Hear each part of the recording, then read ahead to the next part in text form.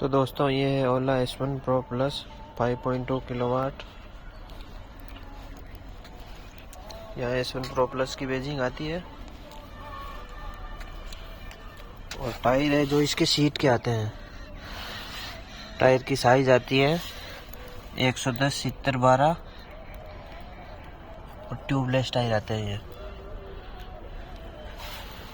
और यहाँ पे भी S1 Pro Plus की बैजिंग है।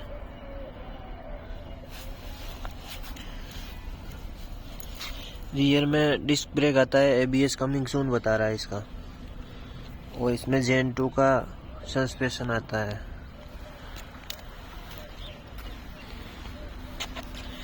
आगे का टायर भी शीट का है और टायर की साइज भी सेम है।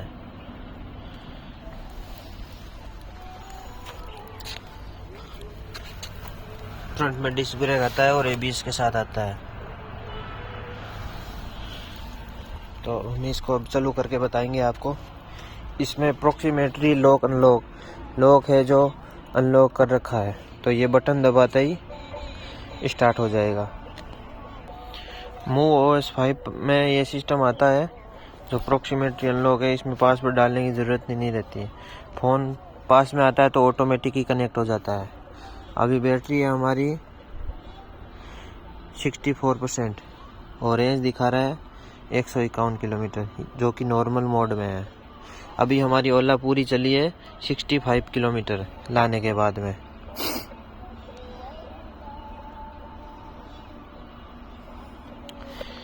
ये रेंज बता रहा है eco, normal, sport, hyper mode. Hyper mode में तो भाई साहब चला भी नहीं सकते आप, इतनी तेज़ भागती है, कंट्रोल भी नहीं होती है। जो चलाया हुआ नहीं है उसके काम का नहीं है हाइपर मोड। हाइपर मोड को चलाने के लिए आपको कम से कम महीने भर की प्रैक्टिस चाहिए होगी। और जो हाइपर मोड है इतना शानदार है, इतनी शानदार परफॉर्मेंस है, जो कि एकदम बुलेट की तरह भागती है।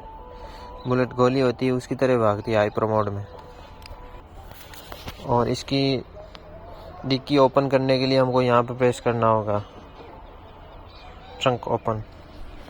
डिक्की ओपन हो चुकी है बटन से ही। नंबर प्लेट हमारी साथ में ही आई थी, अभी इसको लगाना बाकी है, लगाएंगे।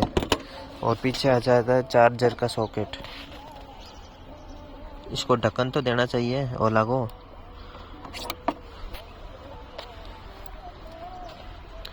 और दोस्तों इसमें चेन ड्राइव आती है, जो कि बेल्ट आती थी Gen 2 मॉडल में, और इसमें चेन ड्राइव आती है। और पूरा पैक है, ये प्लास्टिक का है जो कि पूरा एकदम कवर्ड है, जो डस्ट से बचाएगा चेन को।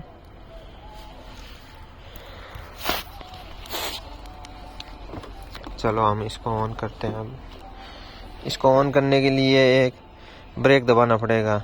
ब्रेक दबा के स्टार्ट वाला बटन है जो दबाना पड़ेगा, चाहे पीछे का ब्रेक हो या आगे का हो। ये ब्रेक दबाया और ये बटन दबाया, ये नॉर्मल मोड में आ गई सीधी। और मोड चेंज करने के लिए अपने को इधर से दबाना पड़ेगा M।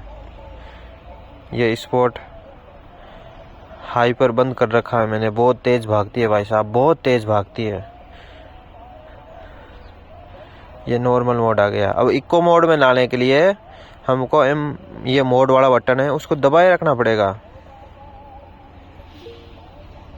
इको में आ गई,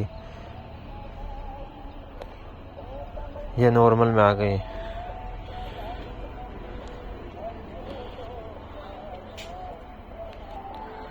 और इजी पार्क का ऑप्शन आता है इसमें, जो कि ऑन कर रखा है।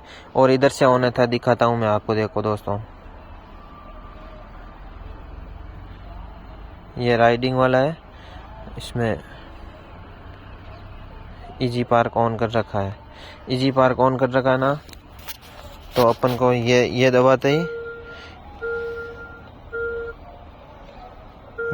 ये नॉर्मल इजी पार्क में आ गई। अभी इस रेस को ऐसे करेंगे तो आगे जाएगी, और इसे उल्टा घुमाएंगे तो पीछे जाएगी। ये बटन गाड़ी को स्टार्ट करने के लिए है। और ये मोड का बटन है, इधर से वॉल्यूम कम और ज़्यादा होती है। और ये प्ले और पॉज का बटन है। ये हाई बीम लो बीम है। ये क्रूज कंट्रोल है और रिवर्स का बटन है। ये इंडिकेटर लेफ्ट और ये राइट, और ये हॉर्न है।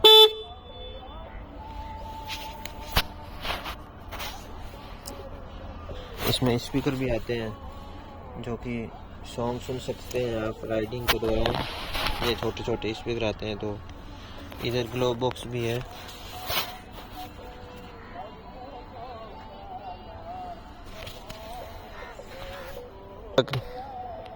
ये स्टैंड नीचे है तब तक पार्क बताएगी, और ऊपर करने के बाद ही आप आगे चल सकते हो। और आपको ये बटन दबाना है।